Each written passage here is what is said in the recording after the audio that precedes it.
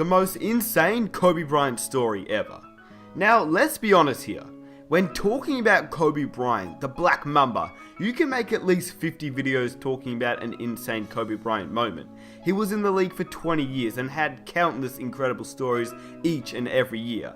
Now, if you guys want to watch a video talking about 7 of his best stories, I'd advise you to go over to Michael Zemmer's channel after this video and watch his. This story I'm about to tell you is one that Mike didn't put in his video, and to be honest with you, in my opinion, it's his craziest story. If not, it's definitely top 5.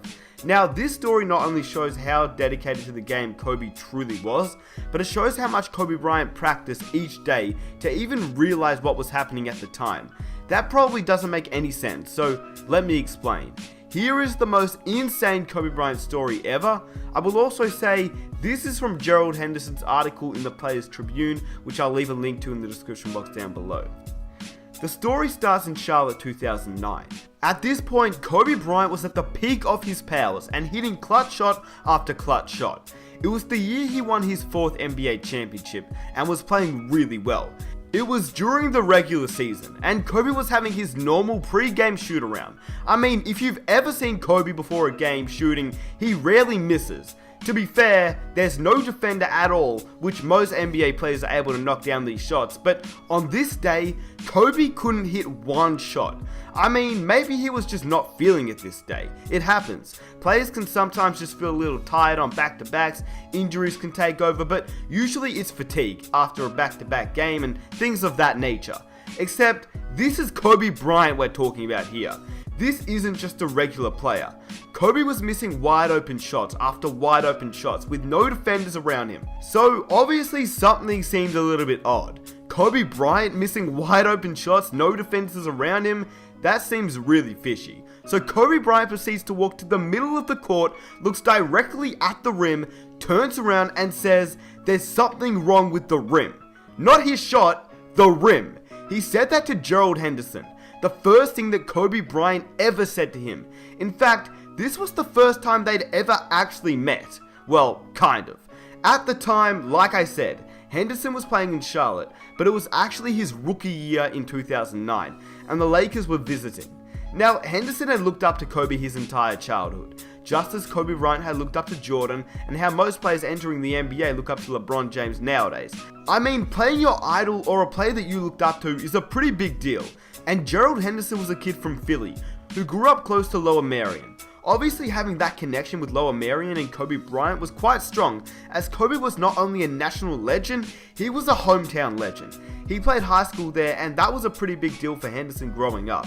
He said that when he was 9 years old, his dad brought him to a high school game where Kobe Bryant dropped 50 points and sat for the 4th quarter. He also said he had visions of Kobe Bryant pulling up from one step inside the half court and draining it, and then walking back on defense with a strut, as if he knew just how good he was.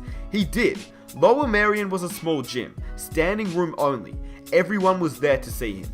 So as you can imagine, Henderson was pretty pumped to be playing Kobe Bryant, the great, the legend, Kobe Black Mamba Bryant. And by 2009, Kobe and him were both NBA players. Anyway, back to the story.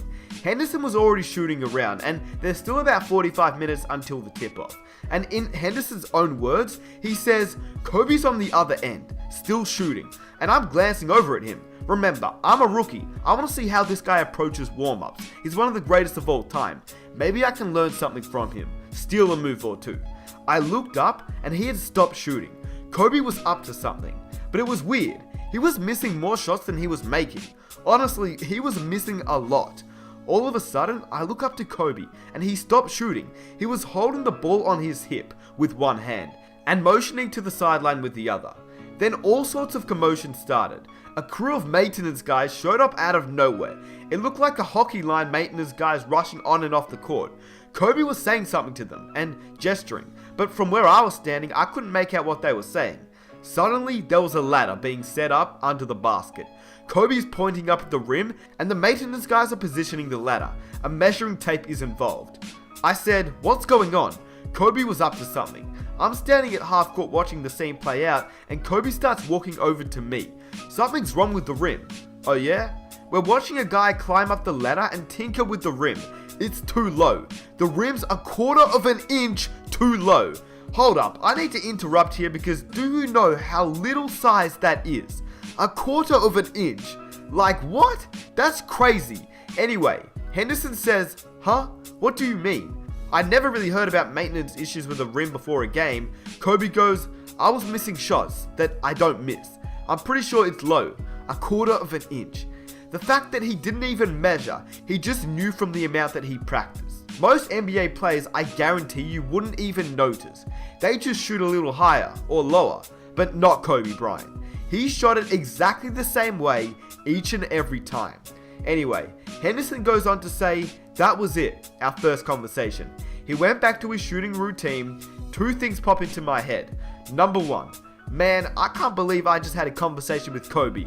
And Kobe, maybe it's not the rim. Maybe you're just missing shots. Kobe finished the game with 30 points. After the game, I was walking off and I saw one of the maintenance guys, one of the guys who was carrying the ladder onto the court during warm-ups. I had to ask, hey man, what was up with the rim before? Oh, someone notified that it was a little lower than regulation, he added. Don't worry, we adjusted it to 10 feet. Then he told me how much it was off by. I could tell you his answer, but I think you already know what he said. Now, I don't know about you, but that story has got to be one of the most insane stories I've ever heard. Obviously, it's Kobe Bryant, and there are so many to choose from, but this one is definitely my favorite. And I hope you guys enjoyed this video. If you did, I'd really appreciate it if you guys could go ahead, subscribe to the channel if you enjoy this video and you want to watch some more NBA content on the channel. And if you guys want to share this video around, definitely leave a like. That would be amazing. It would show your support so much and I'd really appreciate it.